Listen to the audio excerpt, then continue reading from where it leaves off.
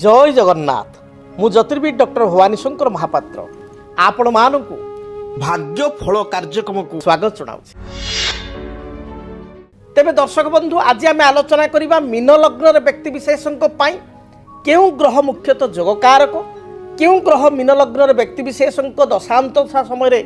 महादशा बा अंतरशा चलन समय शुभफल प्रदान करिथांती। मीन लग्न व्यक्ति विशेषों केउं ग्रह शुभ स्थित थिले आउ किभली स्थित थिले व्यक्ति विशेष लाभवान होइथांती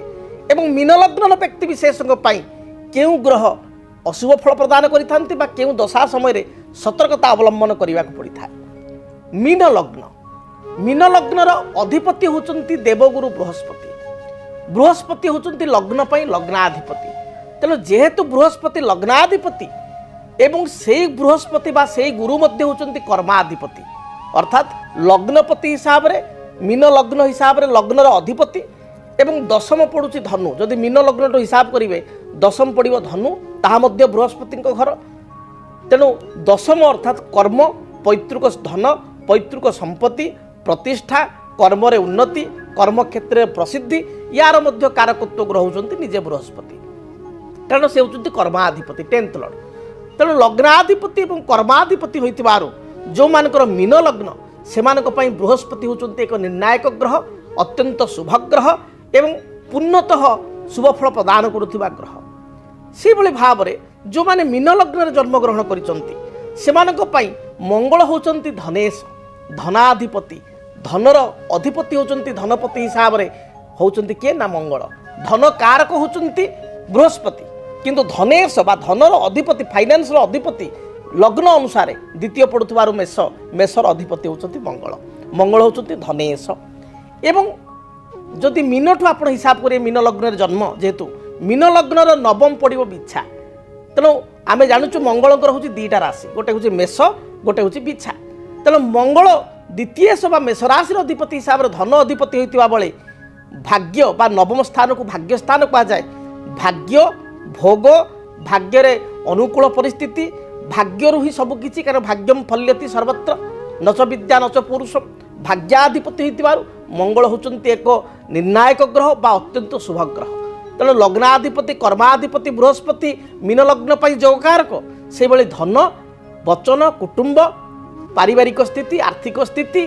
सफलता भाग्य भोग साधना बा भाग्यर ग्रह होचंती मंगल। तेणु मंगल मध्य होचंती अत्यंत जोगकारक। तेणु बृहस्पति पर द्वितीय जोगकारक ग्रह होचंती मंगल। तापरे चंद्रमा होचंती पंचमेश जो मानकर मीन लग्न पड़ो मीन ठार आप हिसाब करने कर्कट मीन 1 मेष 2 वृष 3 आपणकर मिथुन 4 एवं कर्कट हूँ 5। पंचमेश होचंती चंद्रमा संतान संतान हेतुक सुख उच्च विद्या प्रतिष्ठा भूमि गृह यार कारकत्व ग्रह चंद्र सहित पंचमेश संतान अधिपति उच्च विद्यार अधिपति विदेश यात्रा ऐश्वर्य कृपार ग्रह होचंती चंद्रमा। तेणु चंद्रमा होचंती मध्य जोगकारक। एहा परे रवि षष्ठाधिपति बा षष्ठेश होइतिले मध्य बृहस्पति परम मित्र होइतिबारु एही लग्न पई रवि मध्य होचंती जोगकारक। तेणु मीन लग्न पई आपण माने जानिले केउं ग्रह माने जोगकारक। प्रथमतः बृहस्पति तापरे मंगल चंद्र एवं रवि ए 4 गोटी ग्रह होचंती शुभ। तेणु मीन लग्न व्यक्ति विशेषଙ୍କ जातक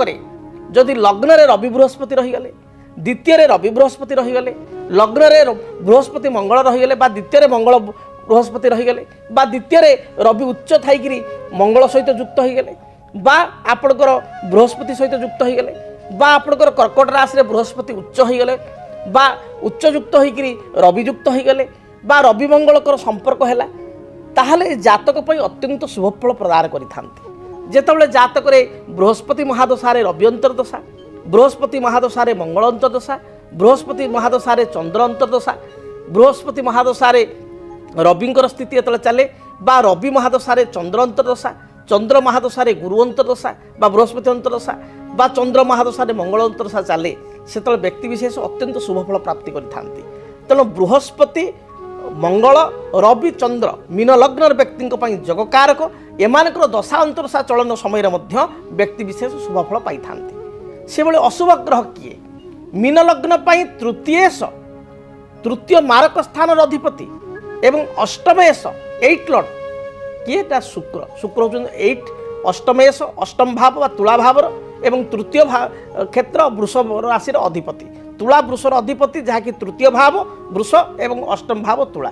तेणु शुक्रंकर स्थिति यदि जातक खराब स्थिति था शुक्र बा शुक्र यदि दशा चली था तार मीन लग्न व्यक्ति विशेष अशुभ फल पाई था शनि होचंती लाभेश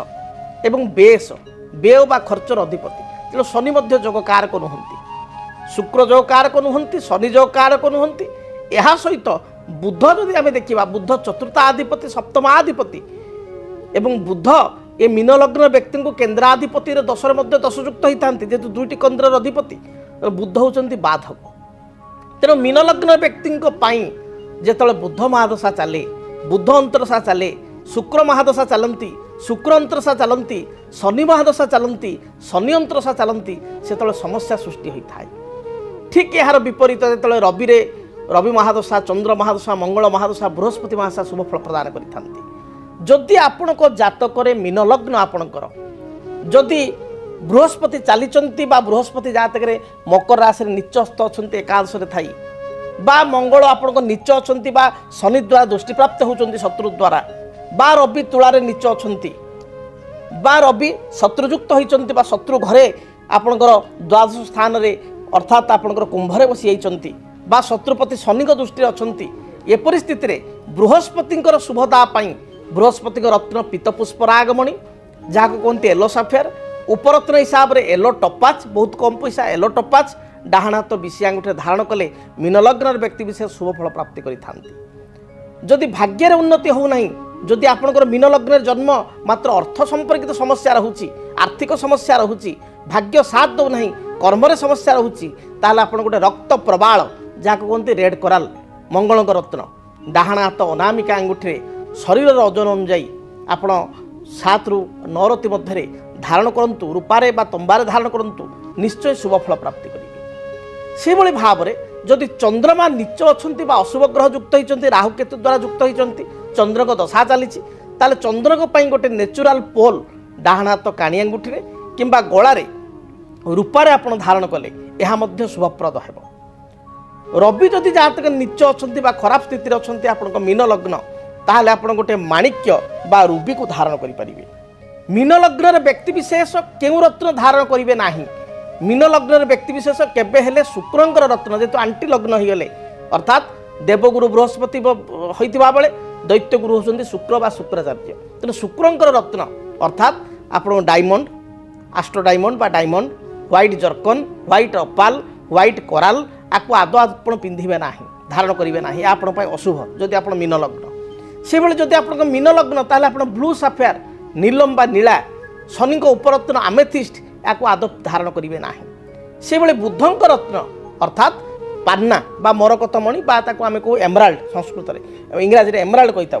संस्कृत रे कहा जाए मरकतमणि पान्ना को ग्रीन स्टोन जोटा ताको आदौ पिंधिबे ना जदि आप मीन लग्न तेणु लग्न हिसाब से जदि आप सठिक रत्न धारण करती शुभग्रह रत्न धारण करती ताहले निश्चय शुभ फल पाई परिबे तेबे मीन लग्न व्यक्ति विशेष देवगुरु बृहस्पति ब्रह्मज्येष्ठी वृक्ष एवं शुक्र जदि असुविधा करुँचे मासपन्नी वृक्ष शनि समस्या होते बाड़ीला वृक्ष